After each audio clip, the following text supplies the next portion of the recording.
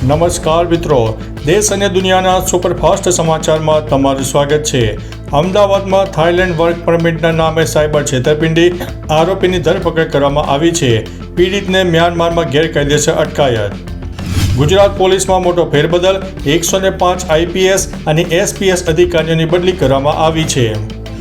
સુરતની જાણીતી રેસ્ટોરન્ટમાં શરમજનક કૃત્ય, મહિલા વોશરૂમમાં હિડન કેમેરાથી રેકોર્ડિંગ, જેમાં સફાઈ કર્મી અંતે ઝડપાયો છે।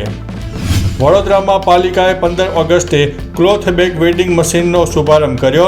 મશીનોમાં ખામી સર્જાતા લોકોમાં આક્રોશ જોવા મળી રહ્યો છે। ભરૂચના અંકલેશ્વરમાં કોરોનાનો કેસ નોંધાયો। માટીએડ ગામના 60 વર્ષીય વૃદ્ધનું થયું છે મોત। જૂનાગઢમાં દલિત યુવક પર હુમલો અને મોબાઈલ લૂંટ, પોલીસે તપાસ શરૂ કરી છે।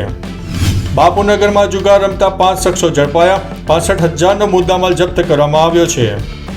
આસારામનું અમદાવાદ સિવિલ હોસ્પિટલમાં મેડિકલ ચેકઅપ, જામીન લંબાવવા માટે રિપોર્ટની રાહ જોવામાં આવી રહી છે। સુરતની ડીકે એન્ડ સન્સ ડાયમંડ કંપનીમાં કરોડોની ચોરી, જન્માષ્ટમી રજામાં તસ્કરોએ તરખાટ મચાવ્યો। ગીરના જંગલમાં ગુફામાં બિરાજમાન ટપકેશ્વર મહાદેવ, વનવાસ દરમિયાન પાંડવોએ અહીં કર્યું હતું રાત્રિ રોકાણ। ભારે વરસાદથી મુંબઈની ગતિ અટકી, ઘણી જગ્યાએ કમર સુધી પાણી ભરાયા। શાળા અને કોલેજોમાં રજા આપવામાં આવી છે।